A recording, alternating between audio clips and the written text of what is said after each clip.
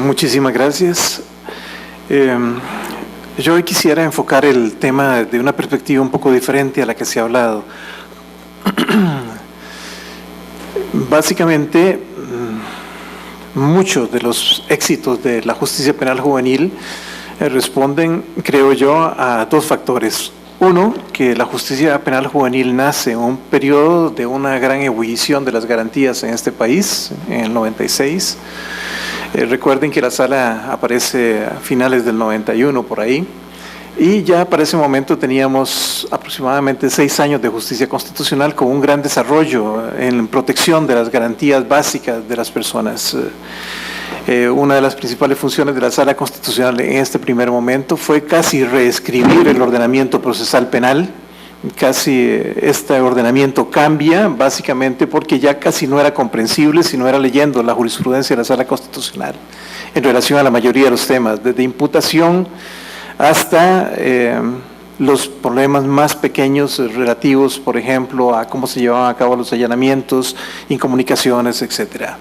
Hubo prácticamente una interdicción del Código Procesal Penal y de la jurisdicción penal por la competencia constitucional desde el punto de vista de las garantías. El segundo factor, creo que fue importantísimo en relación a este tema, es que la mayoría de la gente, como bien lo decía don Emilio, que es uno de los teóricos más importantes, y gracias a él es que tenemos la justicia que tenemos actualmente desde el punto de vista penal juvenil, es que, como bien lo decía don Emilio, por ejemplo, mucha de la gente, la mejor gente nuestra desde el punto de vista académico, y que estaba también en puestos de dirección, en este momento Luis Paulino Mora es una persona que jugó un papel importante con don Elías, por ejemplo, así como lo hizo en la materia penal don Daniel González, y desde luego don Carlos Tiffer, que llevó adelante este proyecto, y muchos otros más. Muchos de nosotros no estuvimos en ese proceso, nos tocó coyunturalmente formar parte del primer tribunal de apelaciones que se constituyó, entre ellos estaba doña Doris, don Juan Marcos Rivero y quien les habla. Nos tocó llegar de la materia penal prácticamente a una jurisdicción que creímos en un principio que era similar a la que veníamos desarrollando durante mucho tiempo, y luego nos dimos cuenta que tenía particularidades que la hacían muy diferente. El acercamiento, por ejemplo, desde la parte de los adultos, por ejemplo, no tiene problemas. El problema es que uno entre a una materia como esta, la penal juvenil, y siga viendo el derecho penal juvenil como si fuera penal de adultos. Creo que uno de los elementos que ha dado sostenibilidad, por ejemplo, a la Ley de Justicia Penal Juvenil y ha impedido algunos de los intentos por reestructurarla completamente, ha sido que la gente que se ha acercado a penal desde la Fiscalía con doña Mayra, por ejemplo, o el licenciado Rojas, por ejemplo, en la Defensa Pública, entre otros, es gente que ha tratado de formar a sus equipos bajo una nueva concepción. Este cambio de concepción implicó todo un replanteamiento de un paradigma que hasta el momento considerábamos que era el clásico. Las normativas, por ejemplo, que señala don Carlos Tiffer, por ejemplo, que permearon el proceso, no hubieran sido suficientes si no hay una estructura procesal, constitucional y convencional que respalde a la Ley de Justicia Penal Juvenil.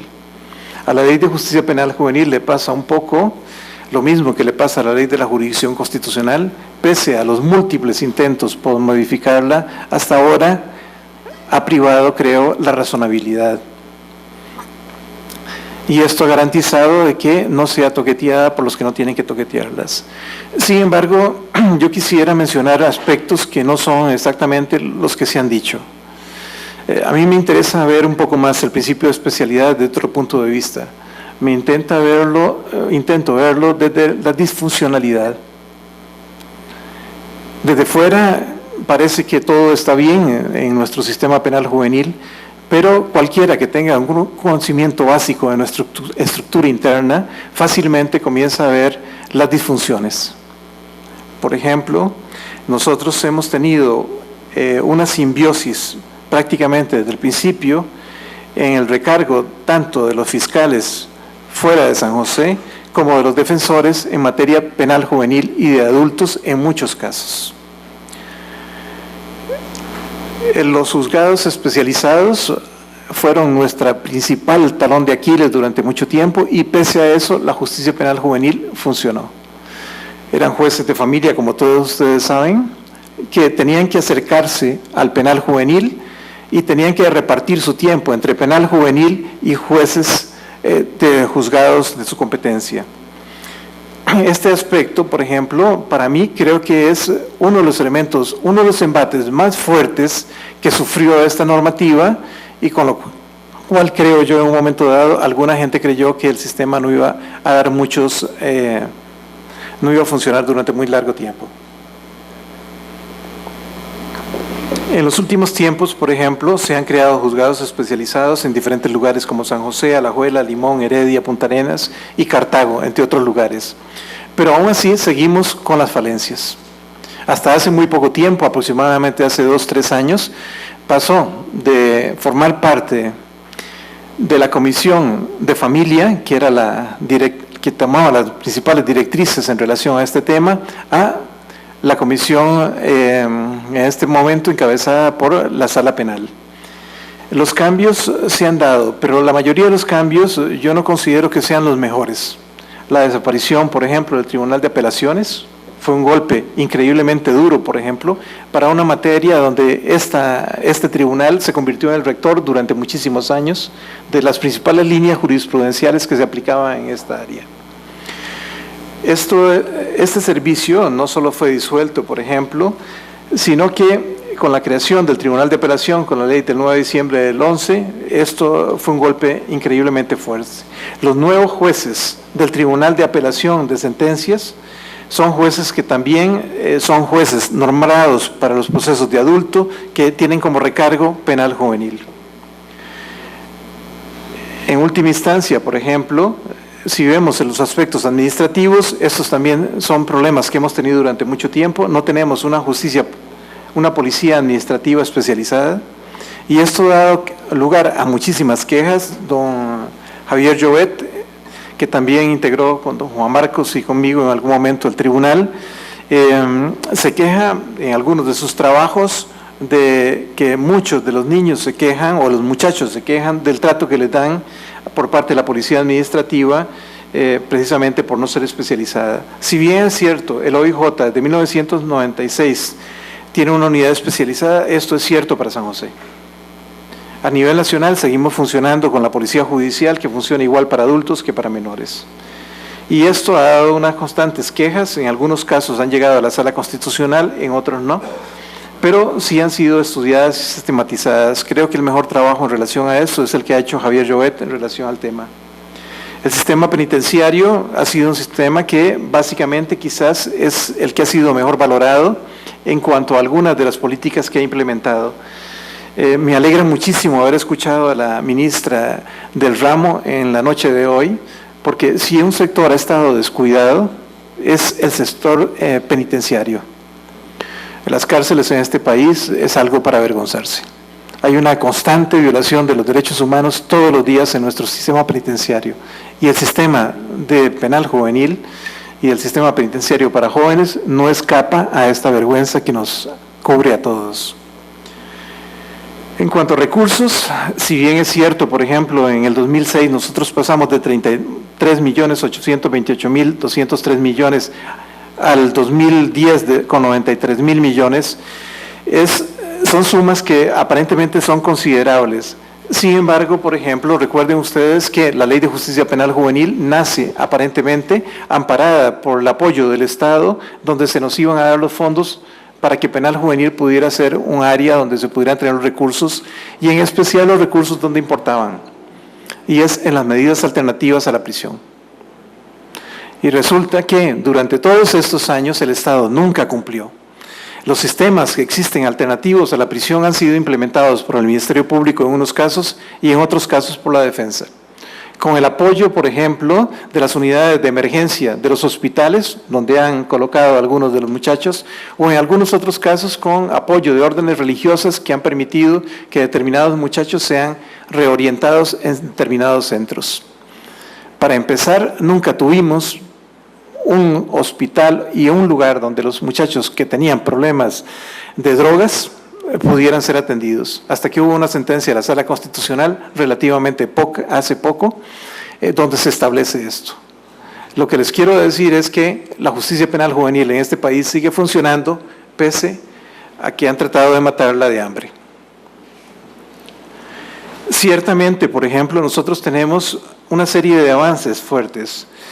Los movimientos de los asuntos, de acuerdo al último trimestre en esta materia, por ejemplo, denotan de que nuestros jueces, pese a todo este tipo de problemática, si ustedes ven la estadística del segundo trimestre del 2014, por ejemplo, ingresaron 3.416 casos. De estos fueron desestimados aproximadamente 1.283 casos, se dictaron sobreseimientos definitivos en 488, criterios de oportunidad, sobreseimientos por esta razón 6, conciliaciones 143, prescripciones y acumulaciones otros y sentencias 234. Esto en última instancia lo que refleja es que el sistema, por ejemplo, está llevando a juicio lo que tiene que llevar el mínimo del mínimo de una problemática que también se nos ha vuelto compleja.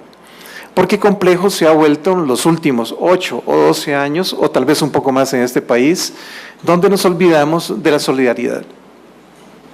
Y donde nuestros jóvenes cada vez tienen más problemas y los problemas sociales no se resuelven con penalización ni con cárcel.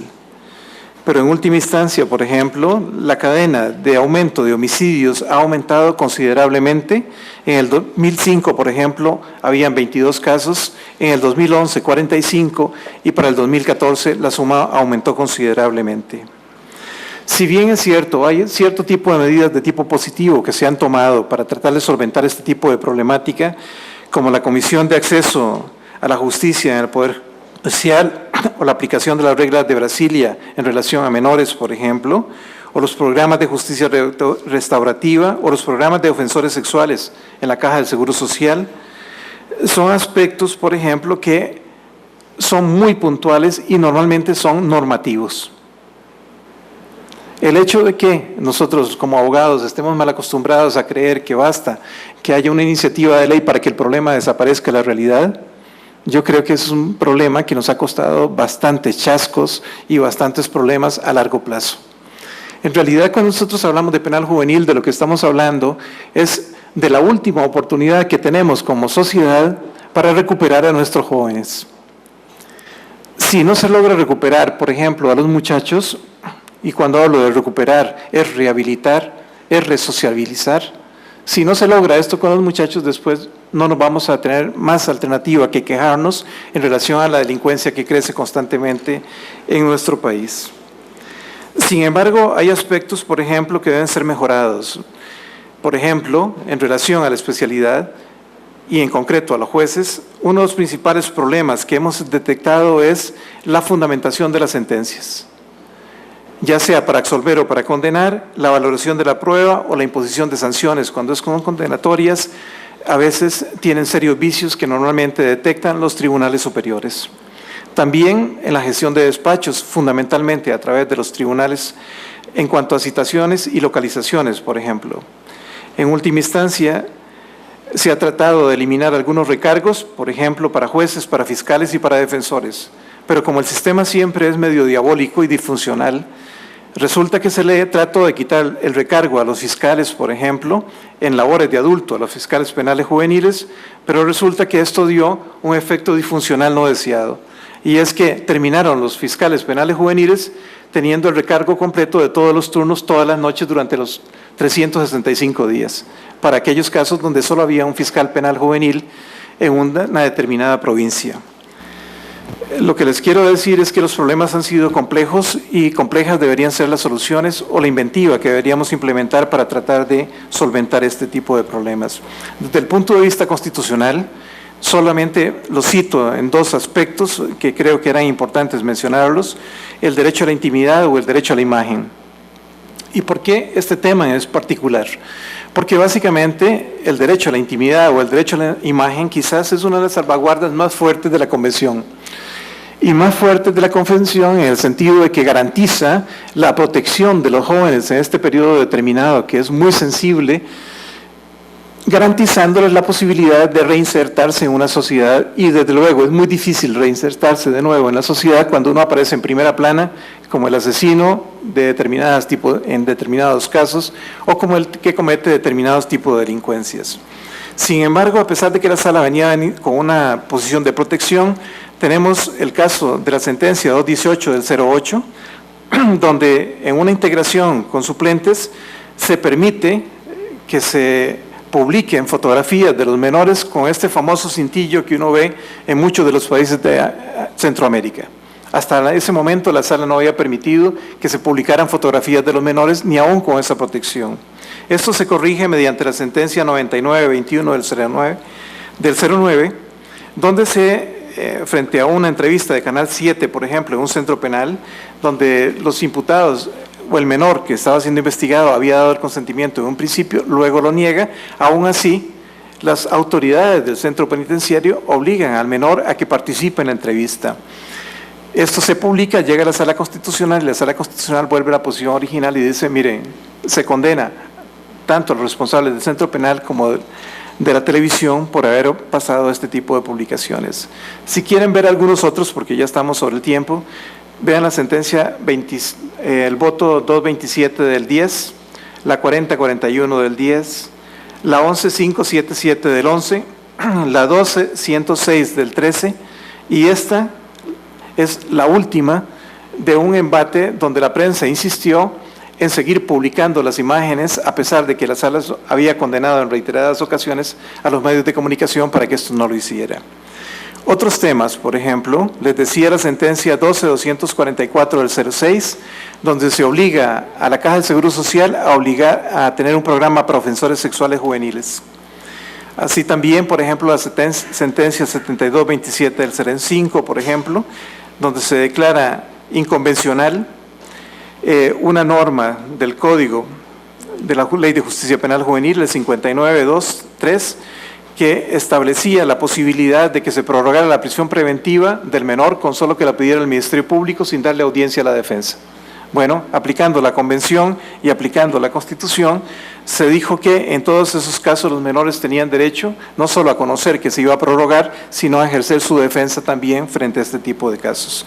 Desde luego, hay otras sentencias que son polémicas, como la conciliación entre menores de edad, por ejemplo, o la prórroga que supera el plazo máximo de la prisión preventiva cuando hay sentencia condenatoria. Sin embargo, a pesar de toda la jurisprudencia que hay en la Sala Constitucional y la Sala Tercera, uno se sorprende de vez en cuando encuentra casos todavía en el 2014, donde los jueces o los fiscales, por ejemplo, dictan medidas restrictivas de la persona con clara violación de los derechos fundamentales. Vean, por ejemplo, el voto, si lo quieren, el 4850 del 14. Es un caso de la Fiscalía Penal Juvenil del Segundo Circuito Judicial de Guanacaste, de Nicoya, donde se detiene un menor, se le investiga en el caso concreto y se le procede a individualizar.